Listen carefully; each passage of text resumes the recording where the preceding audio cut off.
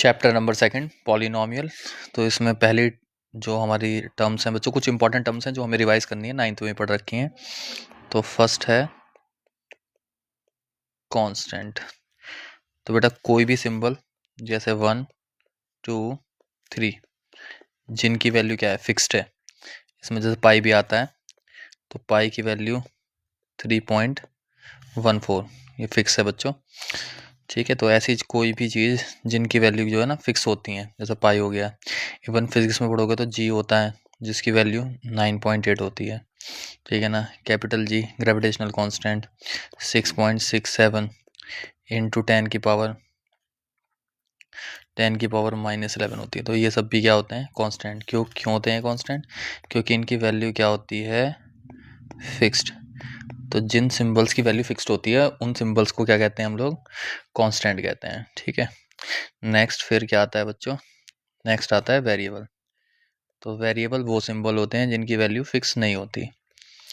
ठीक है ना, सिंबल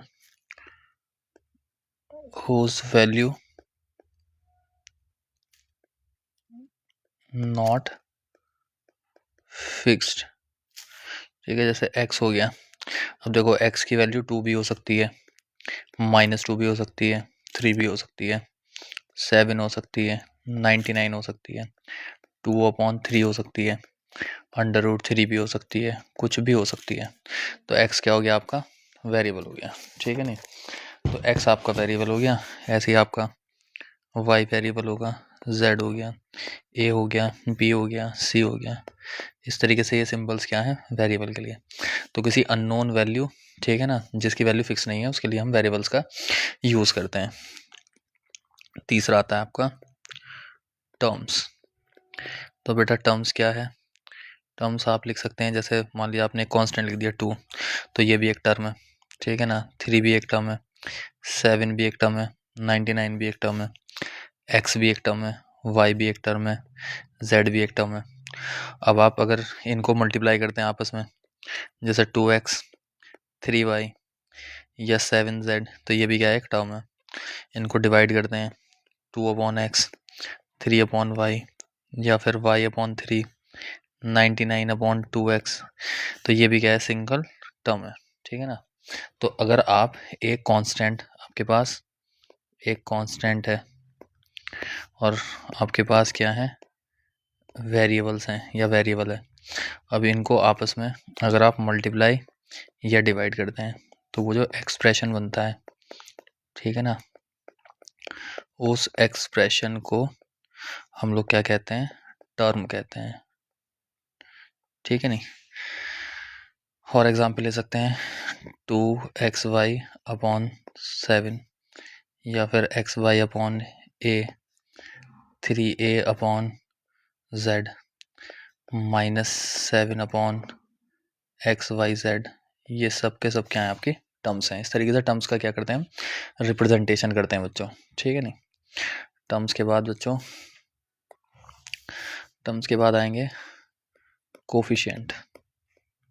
तो हमने कांस्टेंट पढ़ लिया बच्चों, कांस्टेंट, वेरिएबल, टर्म्स, 3 पढ़ लिया हमने। अब 4th हम पढ़ेंगे कोफिशिएंट। कोफिशिएंट क्या होगा, मान लीजिए आपके पास कोई टर्म है। ठीक है, टर्म है आपके पास 2xyz।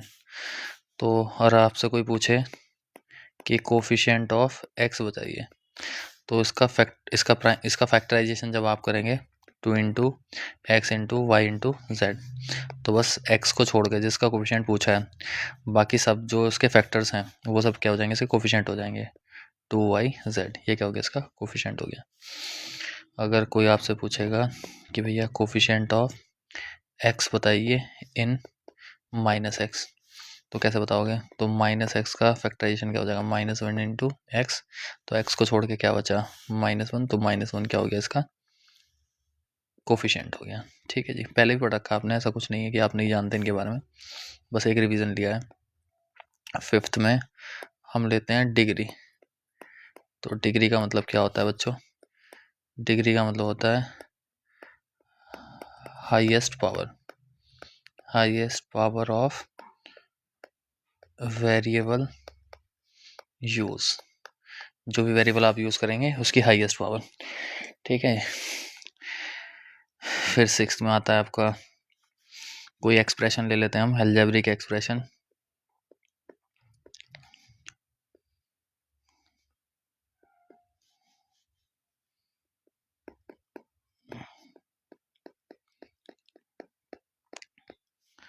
ठीक है, मान लीजिए आपके पास एक अलजेब्रिक एक्सप्रेशन है 2x² प्लस 3x प्लस 7। ठीक है, एक्स ही है बच्चों। ठीक है, कोई अलजेब्रिक एक्सप्रेशन है आपके पास, तो आप देख सकते हैं इसमें ये फर्स्ट टर्म है, ये सेकंड टर्म है, थर्ड टर्म है। तो फर्स्ट टर्म में वेरिएबल यूज़ क्या है, x, और उसकी जो पावर है वो कितना है, 2। ये आपकी सेकंड टर्म है, और इसमें जो पावर है वो कितनी है आपकी, 1। और ये 7 आपकी कांस्टेंट टर्म है, और इसमें पावर ऑफ x कितना है, 0। तो highest power of variable use क्या हो गई आपकी, 2। तो इस अलजेब्रिक एक्सप्रेशन की डिग्री हो जाएगी आपकी 2। तो आई होप अब आपको ये क्लियर हो गया होगा। ठीक है, बहुत ही सिंपल इम्पॉर्टेंट है कि भैया आपको कांस्टेंट पता होना चाहिए। कांस्टेंट क्या होता है, वेरिएबल। ठीक है जी, कांस्टेंट वेरिएबल, फिर आपको टर्म्स, फिर आपको कोफिशिएंट, एंड फिर आपको डिग्री। ठीक है ना, इन सबको मिलाकर फिर बनता है अलजेब्रिक एक्सप्रेशन। और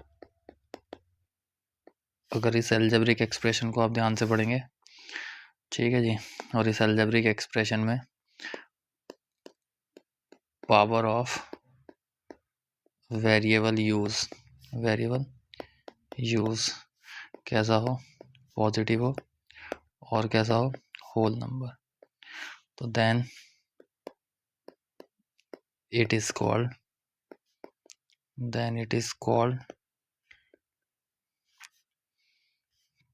इसको हम क्या कहेंगे बच्चों, वाई क्या हो गया, then it is called polynomial. इसको हम क्या कहेंगे, पॉलिनोमियल। और इसको रिप्रेजेंट करते हैं हम px या फिर fx से। कैसे लिखेंगे, ax की पावर n, bx की पावर 1 कम हो जाएगी, cx की पावर 1 और कम हो जाएगी, और ये कब तक चलेगा, ABCD, जब तक की पावर 0 नहीं हो जाती। तो nx की power 0, where ABC dot n, ये सब किसको बिलोंग करेंगे, रियल नंबर्स को।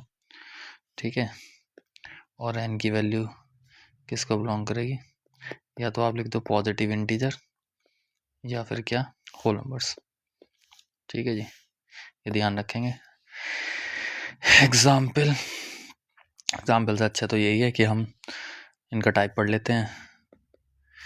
तो हम पढ़ेंगे टाइप्स ऑफ पॉलिनोमियल।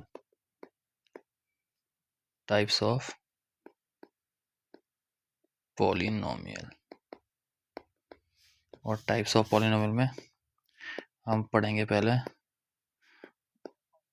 एक होगा on the basis of degree, और दूसरा होगा आपका, ये फर्स्ट टाइप हो गया आपका, और दूसरा होगा on the basis of terms, ठीक है, तो यहीं पे पढ़ेंगे हम on the basis of degree में ही on the basis of terms पढ़ लेंगे। कैसे, पहला, ठीक है जी,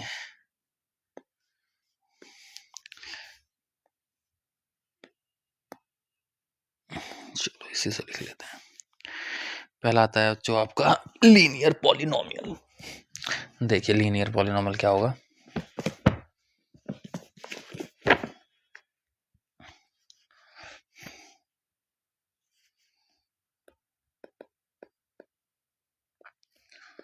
किसे कहोगे आप, लीनियर पॉलिनोमियल,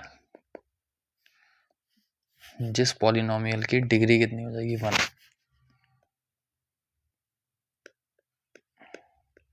जिस पॉलिनोमियल की डिग्री 1 होगी, हम उसको क्या कहेंगे, लीनियर पॉलिनोमियल। और रिप्रेजेंट करेंगे p x equals to A x plus B x, sorry a x plus b, ठीक है जी, और where A b belongs to z और a does not equals to 0। ये सारी क्वालिटीज़ होनी चाहिए। ये एग्जाम्पल ले लेते हैं, तो p x equals to 2x plus 7, और अगर आप कंपेयर करोगे तो ऑन कंपेयरिंग, ठीक है ना, इन दोनों को स्टैंडर्ड फॉर्म को अगर कंपेयर करोगे आप तो आपको क्या मिलेगा, ए की वैल्यू किसके इक्वल मिलेगी 2 के, और बी किसके मिलेगा 7। भाई ए और बी आपस में इक्वल क्यों है, क्योंकि दोनों के दोनों ही क्या हैं, कोफिशिएंट ऑफ एक्स हैं, और बी और 7 क्या है, कांस्टेंट टर्म, ठीक है। तो फिर यहीं पे हम एक और चीज़ पढ़ते हैं, नोट डाल लेते हैं, ठीक है जी। कैसे, भाई लीनियर पॉलिनोमियल है, p x equals to A x plus b, अगर इसमें ए की वैल्यू कितनी हो जाए 0, तो फिर p x equals to 0 into x plus b, और पी एक्स हो जाएगा जी आपका बी। अब ये लीनियर पॉलिनोमियल नहीं रहा भाई, ये तो है linear polynomial, linear polynomial, but अगर ए 0 हो जाए तो फिर ये क्या हो जाएगा, फिर बच्चों अब अगर इसमें देखें तो इसमें डिग्री कितनी हो जाएगी 0, और इन्हें क्या कहते हैं हम लोग, कांस्टेंट पॉलिनोमियल, ये किसी कांस्टेंट के इक्वल होते हैं, ठीक है। तो कांस्टेंट पॉलिनोमियल क्या होते हैं बच्चों, जिनकी डिग्री क्या होती है 0, और पी एक्स इक्वल्स टू क्या होगा, जैसे 2 हो गया, 3 हो गया, 7 हो गया, एटसेट्रा। तो इसमें आप सब में देखिएगा डिग्री सभी में कितना है 0, तो ये याद रखेंगे। एमसीक्यू वगैरह में क्वेश्चन बन सकता है इसके ऊपर। कैसे क्वेश्चन बनेगा, लीनियर पॉलिनोमियल दे देंगे आपको, ठीक है, ऐसे दे देंगे कि क्वेश्चन दे दिया कि if p x equals to A x plus b and a equals to 0, then p x is a, आपको कुछ लिख देंगे यहाँ पे, quadratic polynomial,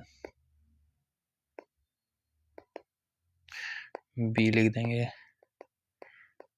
linear polynomial,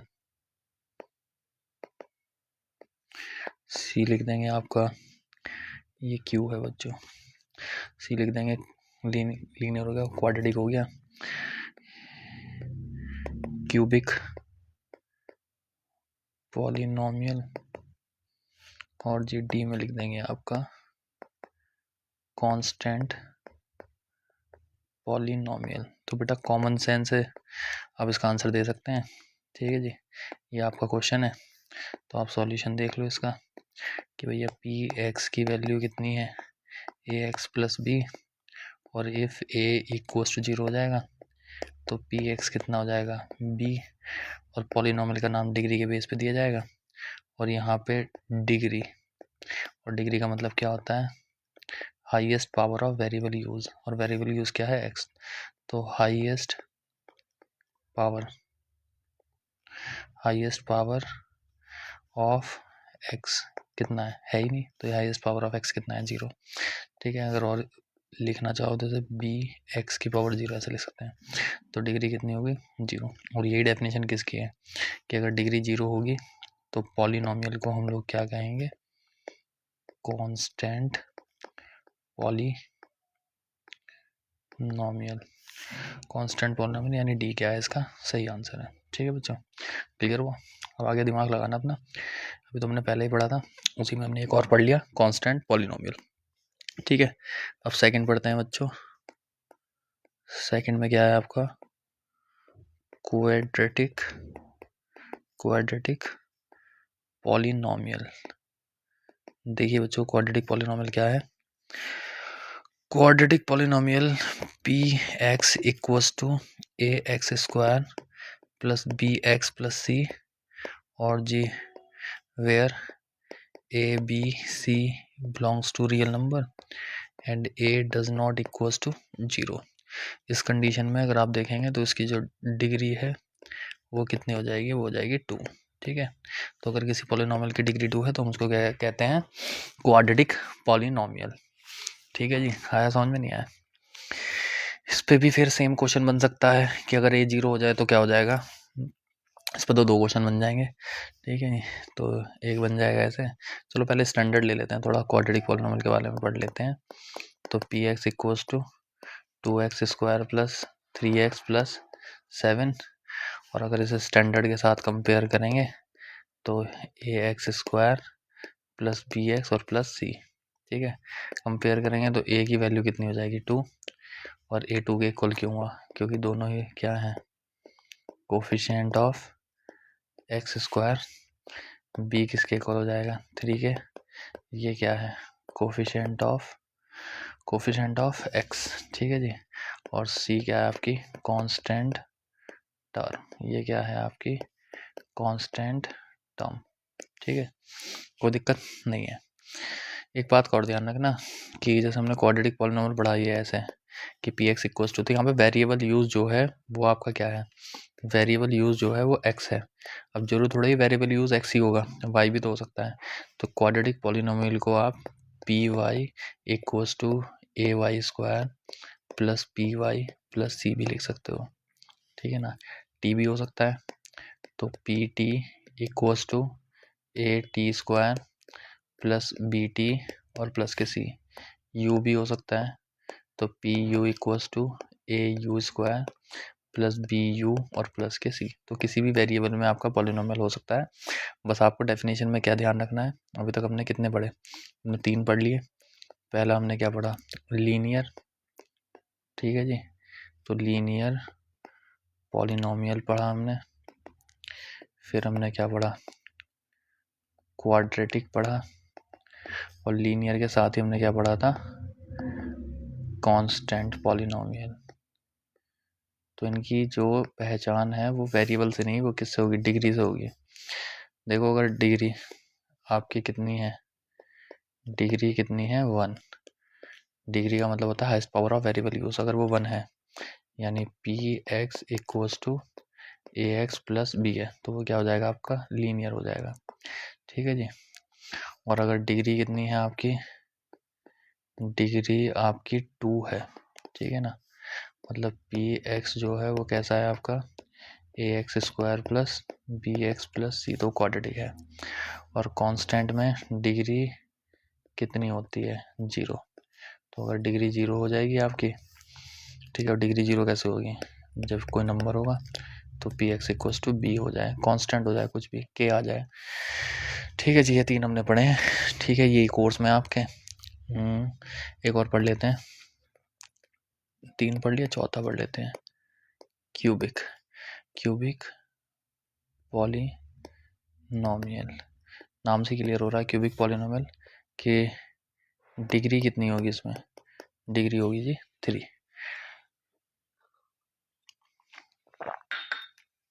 standard लिखना चाहें तो पी एक्स इक्वल्स टू क्या हो जाएगा, A X cube P X square C X plus के डी। ठीक है जी, यहाँ पर ए क्या हो जाएगा आपका, कोफिशिएंट ऑफ एक्स क्यूब, और बी क्या हो जाएगा आपका, कोफिशिएंट ऑफ एक्स स्क्वायर। ठीक है जी, और सी क्या हो जाएगा आपका, कोफिशिएंट ऑफ एक्स, और यहाँ पर डी क्या होगी आपकी, कांस्टेंट टर्म। ये कोई एग्जाम्पल कहे देने के लिए तो बस a B c real numbers हैं, इनकी वैल्यू चेंज कर दो, 3x की पावर 3, 7x स्क्वायर प्लस के 9x और माइनस के 17, इस तरीके से आप कर सकते हो। ठीक है, और a की वैल्यू कितनी हो जाएगी 3, b की वैल्यू 7 हो जाएगी, c की वैल्यू 9 हो जाएगी, और d की वैल्यू हो जाएगी -17। ठीक है जी, कोई दिक्कत बच्चों यहाँ तक, तो लगता नहीं है कि कोई दिक्कत होगी। तो पॉलिनॉमियल हमने पढ़ लिए। ठीक है, और पॉलिनॉमियल में मैंने एक चीज़ पढ़ी थी कि पॉलिनॉमियल 2 टाइप के होते हैं, एक on the basis of terms और एक on the basis of degree. तो डिग्री में हमने on the basis of degree में हमने पढ़ लिए, लीनियर पढ़ लिया, क्वाड्रेटिक, क्यूबिक और कांस्टेंट। टर्म्स में तो बस आपको टर्म्स देखनी है कि अगर एक टर्म है जैसे पी एक्स इक्वल्स टू 2 है, या फिर एक्स ही आ जाए इसके सामने, या 7x आ जाए, तो ये क्या हो जाएंगे आपके मोनोमियल। ये क्या हो जाएंगे मोनोमियल, ठीक है ना। दो टर्म्स आ जाएंगी। अगर किसी में 2 टर्म्स आ जाएं, जैसे कोई लिख दे कि p x equals to 2x plus 3, तो ये क्या हो जाएगा आपका बाइनोमियल, ठीक है। और 3 हो जाए, जैसे क्वाड्रेटिक लिखा था हमने ax² प्लस 7x प्लस के 8, तो ये क्या हो जाएगा आपका ट्राइनोमियल, ट्राइनोमियल, ठीक है जी, ठीक है।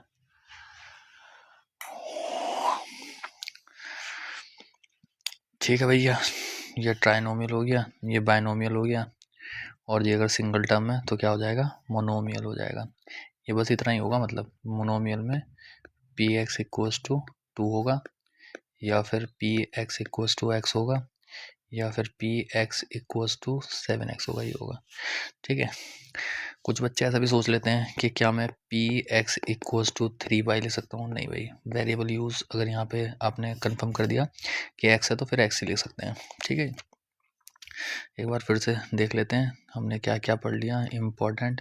Linear polynomial, quadratic polynomial, cubic, हटाओ इसे, क्यूबिक पॉलिनोमियल, ठीक है बेटा, ध्यान से समझना है, एग्जाम में आते हैं क्यूबिक पॉलिनोमियल। और जी लास्ट इम्पोर्टेंट है आपका कांस्टेंट पॉलिनोमियल। लिखेंगे बच्चों, नोट्स बनाएंगे, बिना नोट्स बनाए आपको कुछ भी याद नहीं रहेगा, और थोड़ा स्पीड से करेंगे, ठीक है। और सबकी डिग्री पे ही बेस्ड है, डिग्री कितना होगा, ठीक है जी। तो देखो लीनियर है तो डिग्री कितनी होगी 1, ठीक है। और अगर क्वाड्रेटिक है तो 2 होगी, क्यूबिक है तो 3 होगी, और ये तो 0 होगी। बस ये खत्म हो गया आपका, ठीक है। बाकी और सिलेबस में नहीं है, यही है। और अगर कुछ लिखा हुआ मिल जाए आपको कि जो पॉलिनोमियल ना हो, तो उसका कैसे पता लगेगा कि वो पॉलिनोमियल नहीं है। आपको देखना है कि इसमें जो वेरिएबल यूज़ है उसकी जो पावर है वो पॉजिटिव नहीं होगी और होल नंबर्स में नहीं होगी। जैसे मैं लिख दूँ कि p x equals to 1/x, तो इसको क्या लिख सकते हैं, x की पावर -1। तो यहाँ पे जो पावर ऑफ वेरिएबल है वो कैसी हो गई, वो नेगेटिव हो गई, और नेगेटिव होने की वजह से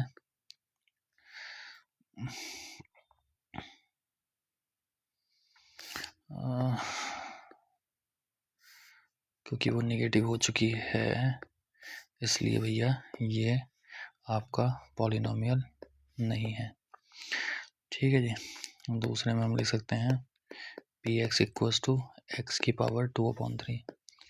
तो इस बार जो पावर ऑफ वेरिएबल है वो क्या नहीं है, उसे कह सकते हैं कि वो होल नंबर में नहीं है, होल नंबर में नहीं है। इस बार ये नेगेटिव है। अगर पावर कैसी होती, पॉजिटिव होती, तो बन जाती 1, ठीक है जी। तो ये भी पॉलिनोमियल नहीं है। बस ये वो 2 बातों का याद रखना कि वेरिएबल यूज़ एक तो नेगेटिव नहीं होनी चाहिए, और एक फ्रैक्शंस और डेसिमल्स में नहीं होनी चाहिए, ठीक है।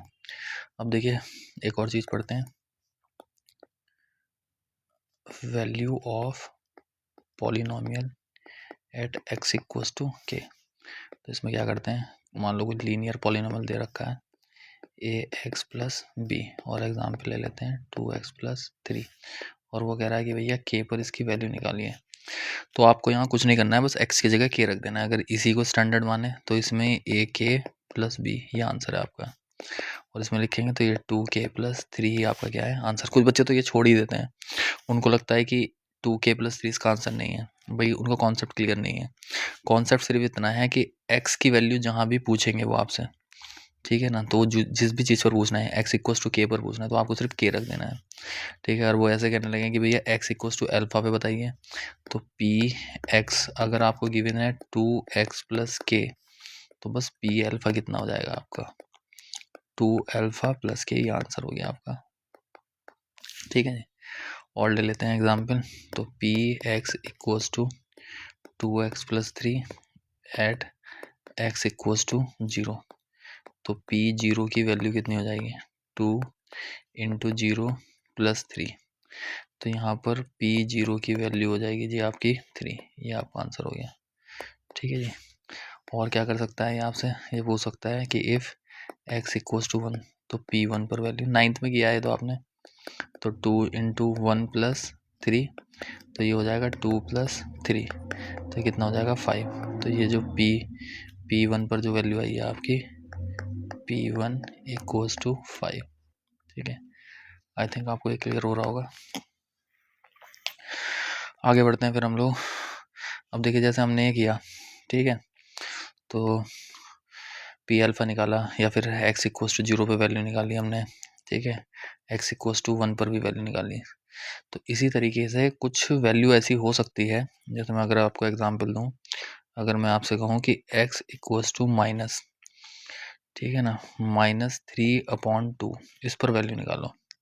x इक्वल्स टू -3/2 पर ये जो क्वेश्चन था इसकी वैल्यू निकालो। तो पी एक्स की वैल्यू कितनी थी 2x प्लस 3, और उसने हमसे कहा कि -2/3 पर वैल्यू निकालो। तो 2 इंटू ये हो जाएगा -3/2 प्लस 3, तो 2 से 2 कैंसिल हो जाएंगे, तो यहाँ क्या बचेगा -3 प्लस 3, और ये आंसर कितना आ गया 0।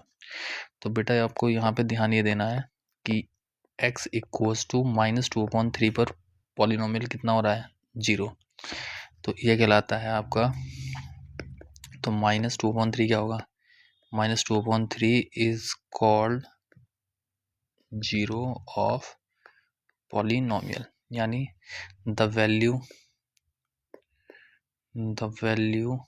ऑफ x एट विच, ठीक है जी, at which P x is 0। ठीक है ना, तो उसको हम क्या कहेंगे, दैट इज कॉल्ड, क्या कर दिया इसने, that is called 0 of polynomial, उसको हम कहेंगे 0 ऑफ पॉलिनोमियल। बेटा तो यहीं पे देखने वाली एक बात ये भी है कि एक x की वैल्यू है जिस पे पूरा पॉलिनोमियल 0 आ रहा है, और एक x की वैल्यू ही 0 है, ये 0 नहीं है, ये तो कोई मतलब किसी पॉइंट पर हम वैल्यू निकाल रहे हैं पी एक्स की, तो हम x इक्वल्स टू 0 पर पॉलिनोमियल निकालें, तो पी जीरो की वैल्यू कितनी आ रही है 3। ठीक है, कुछ क्वेश्चन में ऐसा हो सकता है कि पूरा पॉलिनोमियल 0 पर 0 ही हो जाए, लेकिन यहाँ तो नहीं है, तो ये इसका 0 नहीं है। x equals to 0 is not the, कि हमेशा ज़रूरी नहीं है कि, ऐसा नहीं कह सकते हम, नोट में लिख सकते हैं कि x equals to 0 is not the 0 of polynomial, may be और मे नॉट भी, हो भी सकता है नहीं भी हो सकता, it's only depend upon the value of p x at x equals to 0। If p x at x equals to 0 is 0, then x equals to 0 is also called 0 of polynomial। ठीक है जी, अब कुछ समझ में आया आपको या नहीं आया, एग्जाम्पल ले लेता हूँ। अगर मैं कहूँ कि पी एक्स जो है वो 3/2 है, और यहाँ पर मैं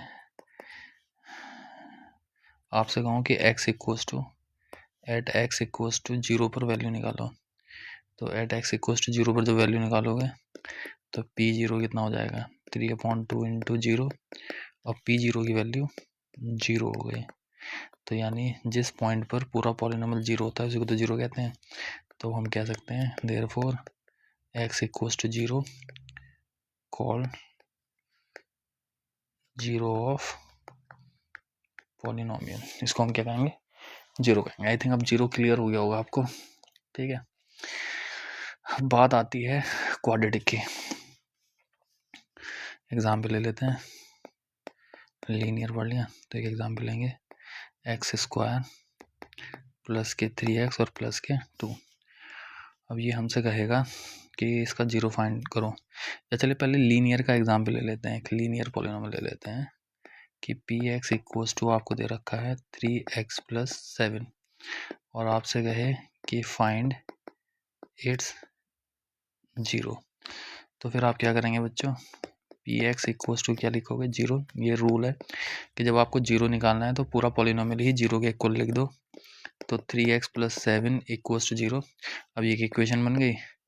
आपको x की वैल्यू निकालनी है तो 7 दूसरी तरफ जाके क्या हो जाएगा? माइनस हो जाएगा।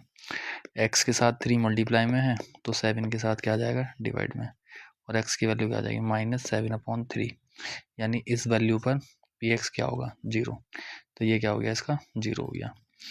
ठीक है, अगर आपको कोई भी पॉलिनोमियल दे रखा है और उसमें आपसे पूछेंगे कि उसके कितने जीरो होंगे, तो नंबर ऑफ जीरोज किस पे डिपेंड करते हैं? डिग्री पर। ठीक है, तो अगर आपके पास जो पॉलिनोमियल है वो कैसा है? लीनियर, तो उसकी डिग्री कितनी होती है? 1। तो जब उसकी डिग्री 1 है तो उसके जीरोज भी कितने होंगे? 1। तो बस ये इसका आंसर है।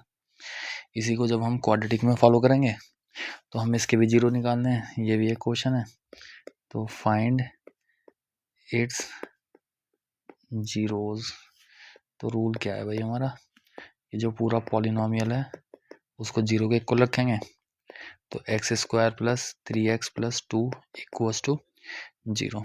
अब 9th में आप फैक्टराइजेशन पढ़ के आए हैं, तो फैक्टराइजेशन में क्या करते हैं हम लोग? फैक्टराइजेशन में करते हैं कि जो मिडिल स्प्लिटिंग टर्म्स का फॉर्मूला यूज़ करते हैं। हमें दो नंबर चाहिए, फर्स्ट और सेकंड। अगर हम इन्हें प्लस करें तो b के इक्वल होना चाहिए। b समझते हैं आप लोग? स्टैंडर्ड फॉर्म क्या था? ax square plus bx plus C. ये तो क्वाड्रेटिक पॉलिनोमियल का स्टैंडर्ड फॉर्म था। ठीक है, तो यहाँ से इस स्टैंडर्ड फॉर्म से जो गिवन फॉर्म है उसे क्या करेंगे? कंपेयर। तो a की वैल्यू कितनी हो जाएगी? 1। b की वैल्यू कितनी हो जाएगी? 2। सॉरी, b की वैल्यू हो जाएगी 3 और c की वैल्यू कितनी हो जाएगी? 2। और रूल है कि अगर दो नंबर को प्लस करो तो b आना चाहिए और दो नंबर को मल्टीप्लाई करो, जो दो नंबर हमें चाहिए जिसमें हम मिडिल टर्म को स्प्लिट करेंगे वो दोनों नंबर का प्रोडक्ट किसके इक्वल होना चाहिए? a और c। सम b के इक्वल होना चाहिए यानी 3 और प्रोडक्ट 1 और 2 यानी 2। अब ये जो 2 है आपके पास, इसी का क्या करेंगे आप? इसी का फैक्टराइजेशन करेंगे। तो जब इसका फैक्टराइजेशन करेंगे तो 2 1 जा 2, तो प्रोडक्ट वाला पार्ट बिल्कुल सही आ रहा है। और 2 + 1 करेंगे तो ये कितना हो जाएगा? 3। तो ये जो आपका क्वेश्चन है जिसको आपको सॉल्व करना है, x square plus 3x plus 2 equals to 0। तो रूल्स के अकॉर्डिंग अब इस मिडिल टर्म को हम क्या कर सकते हैं? स्प्लिट कर सकते हैं। क्या लिख सकते हैं हम इसको? 2x plus x plus 2 equals to 0। पहले दो में से देख लो क्या कॉमन आ रहा है? x, तो क्या बचेगा? x plus 2। लास्ट के दो में से 1 कॉमन आएगा क्योंकि कुछ भी कॉमन नहीं आ रहा। तो क्या बचेगा? x plus 2 equals to 0। अब देखिए बच्चों, x प्लस 2 यहाँ भी आ रहा है और x प्लस 2 यहाँ भी आ रहा है, तो ये दोनों ही में से ही क्या चला जाएगा? कॉमन। दोनों में से किस में से? देखो बेटा, ये पूरा एक्सप्रेशन आपस में क्या है? इसमें दो टर्म्स आपस में मल्टीप्लाई में, तो ये एक ही टर्म कंसिडर्ड करा जाएगा और ये भी एक ही टर्म कंसिडर्ड करा जाएगा। तो इसमें ये जो x प्लस 2 है और यहाँ पे जो x प्लस 2 है ये बाहर कॉमन आ जाएगा। अंदर क्या बचेगा भाई? यहाँ पे x प्लस 2 बाहर गया तो x बचा, यहाँ पर x प्लस 2 बाहर गया तो प्लस के 1 बचा। तो ये आपका आंसर आ गया। अब देखिए यहाँ पे प्रोडक्ट रूल लगेगा। प्रोडक्ट रूल कैसे लगता है कि ये जो x प्लस 2 है ये किसके इक्वल हो जाएगा? 0 के, क्योंकि ये वाली टर्म 0 के नीचे डिवाइड जाके 0 हो गई। तो एक बच्चा ये कह सकता है कि भाई मैं तो इसको डिवाइड में नहीं ले जाता, मैं तो दूसरी वाली टर्म को डिवाइड में ले जाऊंगा, तो x प्लस 1 0 हो जाएगा। तो आप डायरेक्ट भी इसको ले सकते हैं, सॉल्व कर सकते हैं। तो x की वैल्यू कितनी हो जाएगी यहाँ पे? -2 और x की वैल्यू कितनी हो जाएगी? -1। तो एक आपका अल्फा हो गया और एक आपका क्या हो गया बीटा, ये क्या होते हैं जीरो। एक जीरो कितना हो गया -2 और एक जीरो कितना हो गया -1। आई होप समझ में आया होगा आपके, ठीक है जी। अब क्या करना है, अब इसको उल्टा करना है। उल्टा कैसे करना है, हमें निकालना है relation between zero and coefficients, ठीक है ना। हमें क्या निकालना है, हमें निकालना है relation between zeros of polynomial and coefficient, ठीक है ना। तो ये हमें फाइंड करना है, ये हमें पढ़ना है। कैसे पढ़ेंगे, तो यहाँ पे अभी ऊपर के क्वेश्चन में तो हमने जीरो फाइंड करे, तो एक को मैंने अल्फा कहा, एक को बीटा, तो मैं यही मान लेता हूँ कि let alpha and beta be two zeros of polynomial P x, ठीक है जी। अब कैसे करेंगे, देखो अब उल्टा क्वेश्चन सॉल्व करेंगे। जैसे मान लो अल्फा की वैल्यू अगर 2 होती तो मैं लिखता अल्फा इक्वल टू -2 और फिर इस स्टेप पर जाता x इक्वल टू -2 तो -1 तो x प्लस 1 इक्वल टू 0, तो मैं इसको क्या बोलता है इक्वेशन फर्स्ट और इसको क्या बोलता है इक्वेशन सेकंड, और फिर इस स्टेप पर आता दोनों को क्या करता फर्स्ट इक्वेशन और सेकंड इक्वेशन को मल्टीप्लाई करता और मेरे पास ये इक्वेशन आती, और इस इक्वेशन को फिर मैं क्या करता इस x से इस पूरे की मल्टीप्लाई, 1 से पूरे की मल्टीप्लाई, और मैं ऐसे आगे सॉल्व करता करता यहाँ तक पहुँच जाता, और जब मैं जीरो फाइंड करता तो p x equal to zero, तो ये मेरा पॉलिनोमियल होता। और फिर आगे कैसे करेंगे वो देख लो आप।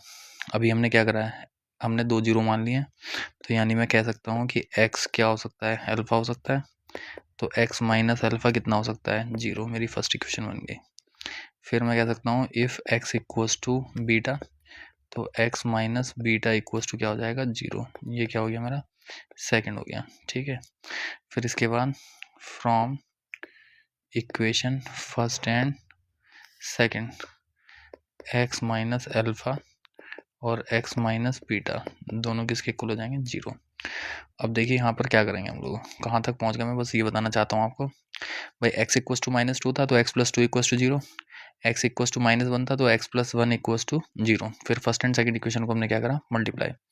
अब आप ऐसे सोचिए कि यहाँ पर अगर कोई नंबर, ये जो लिखा हुआ है पूरी टर्म जो लिखी हुई है ये x प्लस 2 और x प्लस 1, अगर यहाँ पर मैं ऐसे मान लूँ कि x प्लस 2 और x प्लस 1 इसके साथ अगर कोई नंबर यहाँ 3 मल्टीप्लाई में होता तो कोई फ़र्क थोड़ी पड़ता, क्योंकि x प्लस 2 और x प्लस 1 फिर भी ये 3 नीचे आके डिवाइड हो गए क्या हो जाता जीरो हो जाता, यानी ये रहता। तो उस नंबर का तो मुझे ऐसे पता नहीं चल सकता, तो मैं उस नंबर को क्या मान लेता हूँ कुछ ना कुछ एज्यूम कर लेता हूँ। तो मैंने उस नंबर को क्या मान लिया k मान लिया, यानी मैंने मान लिया कि यहाँ कोई नंबर हो सकता है जो k हो। और अगर अब आप यहाँ से पीछे सॉल्व करने की कोशिश करो तो k इधर जाके जीरो हो जाएगा, x माइनस अल्फा और x माइनस बीटा फिर से जीरो, यानी आंसर क्या आएंगे अल्फा और बीटा ही आएंगे, कोई दिक्कत की बात नहीं है।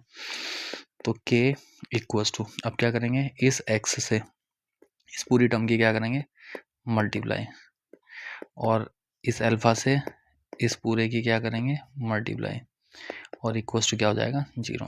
आगे सॉल्व करेंगे, k को एज इट इज रखेंगे अभी, x से x की मल्टीप्लाई की तो x square x beta minus के अल्फा x और प्लस के कितना हो जाएगा अल्फा बीटा।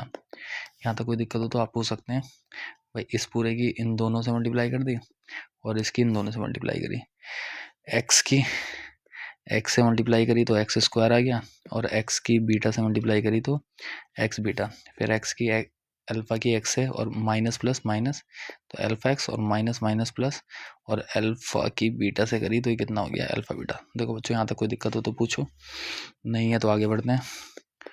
के एक्स स्क्वायर माइनस, दोनों में से देखो माइनस और x कॉमन आ जाएगा तो क्या बचेगा बीटा प्लस अल्फा और plus k alpha beta equals to zero.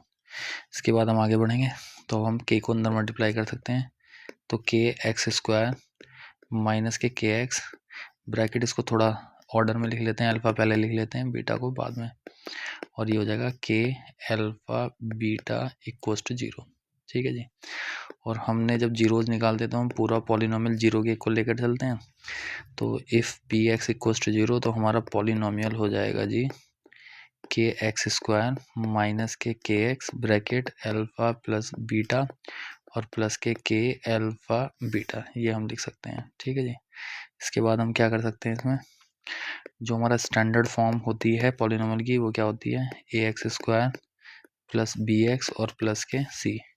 अब हम इन दोनों को कंपेयर करेंगे, तो ऑन कंपेयरिंग, तो जब हम कंपेयरिंग करेंगे तो के एक्स स्क्वायर ए एक्स स्क्वायर के इक्वल आएगा, तो के की वैल्यू और ए की वैल्यू क्या हो जाएगी आपस में इक्वल। ठीक है जी। फिर हम दूसरा कंपेरिजन करेंगे कि इफ अगर आपका minus k x bracket alpha plus beta b x के इक्वल हो, मतलब सेकंड टर्म के इक्वल हो, तो एक्स से एक्स कैंसिल हो जाएगा, तो minus k bracket alpha plus beta equals to b. तो यहाँ से हम लिख सकते हैं कि alpha plus beta equals to b upon minus k. और बच्चे को पता है कि फर्स्ट से के की वैल्यू कितनी आई है, अभी तो करा है हमने सॉल्व, कितना आया, ये ए आया, तो हम के को हटाकर क्या लिख देंगे यहाँ पर ए, तो ये हो जाएगा माइनस ए अपॉन बी। तो ये हमारा एक तरीके से फर्स्ट रिलेशन आया, लेकिन यहाँ पे इसे सेकंड बोल देंगे। ये हमारा फर्स्ट का यूज़ करके ये हमारा पहला रिलेशन आ चुका है अल्फ़ा बीटा जीरोस में। इसको और कैसे लिख सकते हैं हम, अल्फ़ा बीटा का सम है तो हम इसे लिख सकते हैं sum of zeros equals to minus. अब ये देखिए ए क्या है, ए है आपका, अगर आप ध्यान से देखें तो ए एक्स स्क्वायर का मल्टीप्लाई में आ रहा है, यानी इसका कोफिशिएंट है किसका, एक्स स्क्वायर का, तो माइनस उसको लिखेंगे कोफिशिएंट ऑफ एक्स स्क्वायर, और बी क्या है बच्चों आपका, कोफिशिएंट ऑफ एक्स। अब इसको चेक कर सकते हैं। ठीक है जी, ये देखो बी क्या है आपका, एक्स का कोफिशिएंट, और ए क्या है, एक्स स्क्वायर का कोफिशिएंट, तो माइनस ए अपॉन बी, तो ये हो गया coefficient of x square upon ये हो गया आपका पहला रिलेशन। ठीक है जी, आगे बढ़ते हैं। फिर हम लोग आगे कहाँ बढ़ेंगे हम, ये देखिए अभी क्या बचा है, थर्ड टर्म बची हुई है, तो हम इसको लिख लेंगे if k alpha beta equals to c. ठीक है, तो ये हो जाएगा आपका alpha beta equals to c upon k, और फर्स्ट से के किसके इक्वल आया, ए के, तो ये हो जाएगा सी अपॉन ए। और सी क्या होता है बच्चों, कांस्टेंट टर्म है इसमें, और ए क्या है आपका, कोफिशिएंट ऑफ एक्स स्क्वायर। ठीक है जी, ये आपका दूसरा रिलेशन हो गया, लेकिन यहाँ पे हम इसे थर्ड कहेंगे क्योंकि फर्स्ट तो ए और के आए थे। तो ये दोनों रिलेशन है आपके, इन दोनों रिलेशंस को आपको याद रखना है। तो मैं नोट में लिख लेता हूँ कि इम्पोर्टेंट हमें क्या क्या याद रखना है। पहला sum of zero alpha plus beta equals to minus B upon A, जिसको मैं minus coefficient of x square upon coefficient of X लिख सकता हूँ। सेकंड अल्फा बीटा यानी प्रोडक्ट ऑफ जीरो, ठीक है, इसको ये कांस्टेंट टर्म अपॉन ए लिख सकता हूँ। तो यहाँ मैं लिख सकता हूँ कि ये क्या है, constant term upon coefficient of x. ठीक है, ये क्या है आपका प्रोडक्ट ऑफ जीरो, और ये क्या था आपका सम ऑफ जीरोस। ठीक है, दो मेन पॉइंट है आपके बच्चों। और थर्ड पॉइंट क्या है बच्चों आपका, देखिए अभी पीछे हमने सॉल्व क्या किया है, पी एक्स की वैल्यू निकाली हमने अल्फा बीटा की फॉर्म में। ये यहाँ पे के को 1 मान लेंगे तो के एक्स स्क्वायर माइनस के, तो ये यूज़ कब करेंगे हम, तीसरा पॉइंट हो जाएगा हमारा p x equals to x square minus bracket alpha plus beta into x और प्लस के अल्फा बीटा। तो इस पॉइंट का हम यूज़ जब करेंगे जब हमें सम ऑफ जीरो और प्रोडक्ट ऑफ जीरो दिया हुआ हो और हमसे पूछेगा कि फाइंड पॉलिनोमियल, तो हम इसको कर देंगे। एक एग्जांपल ले लेता हूँ इसके ऊपर कि अगर वो आपसे कह दे कि अल्फा बीटा 2 है और अल्फा इंटू बीटा कितना है 3, तो पी एक्स की वैल्यू कितनी हो जाएगी, एक्स स्क्वायर माइनस के 2x प्लस के 3, ये आपका आंसर हो गया। ठीक है बच्चों, थ्योरी समाप्त। अब हम इस पे करेंगे क्वेश्चन बच्चों।